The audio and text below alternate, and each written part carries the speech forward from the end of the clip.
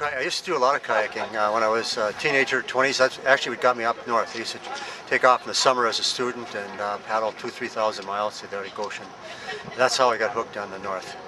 You've spent thousands of hours, thousands of miles on a sled dog exploring the Arctic, the Antarctic, Greenland. Have you ever thought of doing a sled dog marathon like John Bear Grease? No, I'm not a racer.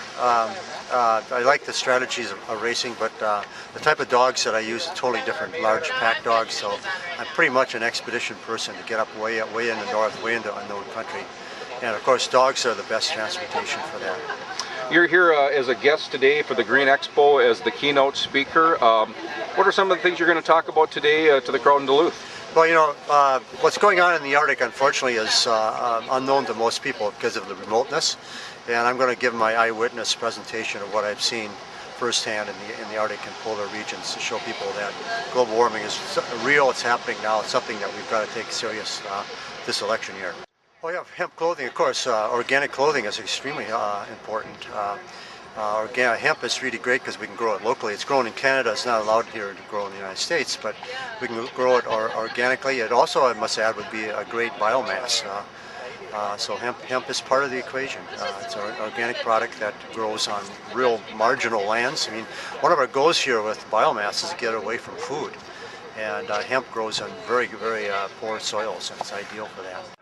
My name's John Doverstein. I'm a volunteer for the Sierra Club, environmental real estate agent, community activist, but most importantly, I'm a proud citizen of this beautiful city of Duluth in the Northland here.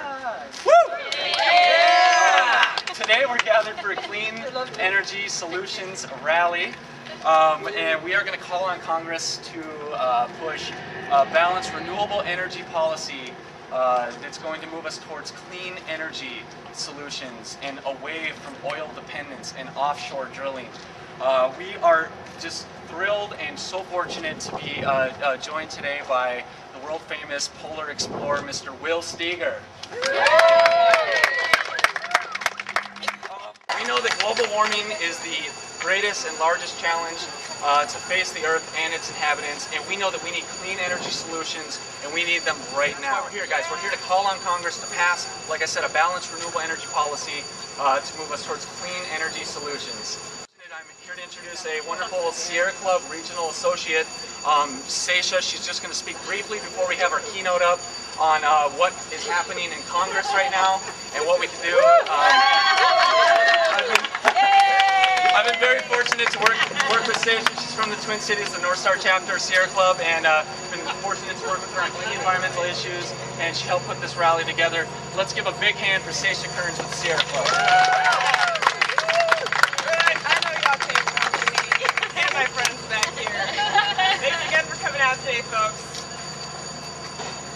We know that citizens are responding to our energy needs in their daily lives. We're driving less, we're taking public transit, we are buying local foods because we know that with Sierra Club plans and our position on clean energy that we really need to support a balanced energy policy. We need to move toward the clean energy future and away from oil dependence.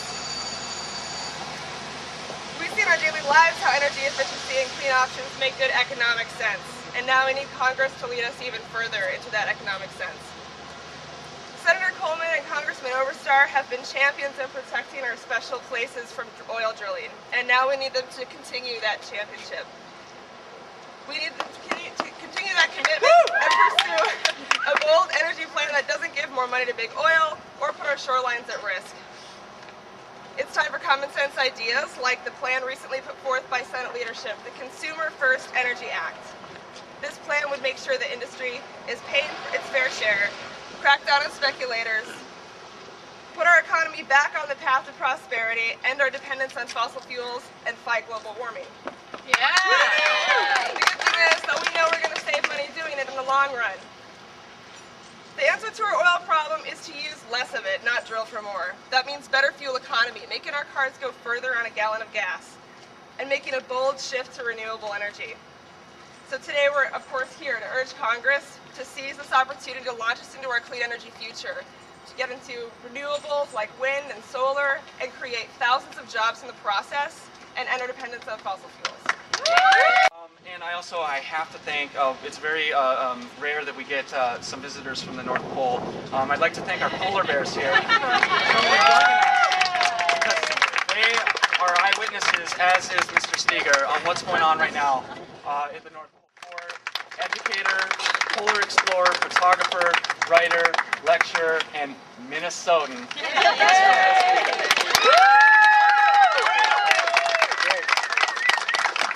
Well, thank everybody for coming out. And look, blue sky. You know what happened when we were here. We're on the right track. I think it's extremely important that we separate global warming from partisan politics. That's both left and right, and the center.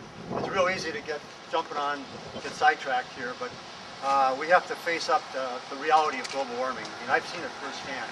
And just last week, during the Republican convention, last week alone, we had 2 Category 4 hurricanes in the Caribbean. I don't think that's ever happened.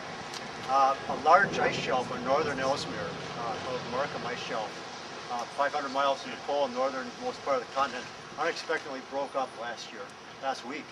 I mean, I got a call on Wednesday and said you wouldn't believe what happened 18 minutes ago. The Markham broke up. Just on that recently. 5 weeks ago, the largest ice shelf in the Western Hemisphere, the Ward Hunt Ice Shelf, broke up. And it's very serious. I was on an expedition in Greenland 6 weeks ago. We crossed from east to west up over the top of the ice cap. At 5,400 feet, we were stopped by rivers of running water on the ice. And that water, unfortunately, goes through the ice and lubricates the glaciers, and that surges into the ice surges in the ocean. So global warming is definitely real. And if we really care about the future and our children and the life as we know it, our bears, our plants here, our boreal forest, this is a real topic here. And this drilling in the offshore here, we've really got to use some common sense on that. First of all, the United States uses 25% of the resources in the world. We have 3% of the resources within our boundaries. And there's no logical way that we're going to drill our way out of this energy shortage here. And it's a fantasy that prices are going to drop by drilling. The drill chant, well, that pleases Saudi Arabia, Venezuela, Russia. They love to hear that. I was in Saudi Arabia 10 years ago. You know what their biggest fear was? What happened here in the United States in July, where we reduced 800,000 barrels of oil because of the high price. That's concerned with. They want to see the drilling. Drilling is just a sidebar. I watched TV today on the news in the morning. Oh, it's well funded. Drilling, and then on top of it, the clean coal. Clean coal does not exist. It exists on TV screen. There's not such a thing as clean coal. When you're burning coal, it gives off carbon dioxide. Unless we can sequester or capture that carbon dioxide, we really got to be aware of burning coal. We have a huge issue here in Minnesota. It's called the Big Stone 2 power plant. It's 1 mile across the border in South Dakota. And because of the lax policies here, that power plant is online, and we really need to have a little bit of awareness and education on this. Is that if that line goes on, if that power plant goes online, every sacrifice that we make, all the savings, all the policies that our Republican, Democrat people have passed here in Minnesota the last 2 years, we won't meet the benchmarks of those policies. But we need to turn, instead of being anti-this, we have to look at the great economic revolution that's happening, that's starting to happen. It's the biggest economic revolution and opportunity that there ever has been. It's called the energy transformation. Every way in which we use energy is going to be transformed in the next couple decades. It's starting right now. And we as a country really have to capture and lead that. We're losing it. China and India are out. They graduate 100,000 students a year specializing in engineering and that. They're out to grab this new market. And we have to be looking at new economies, new technologies. We need to go into third generation ethanol. We're removing ethanol away from our food stock. There's a huge opportunity here in the Midwest for wind. We have an opportunity in the Midwest, including Manitoba, to be energy self-sufficient here, and that's the direction that we should be looking at.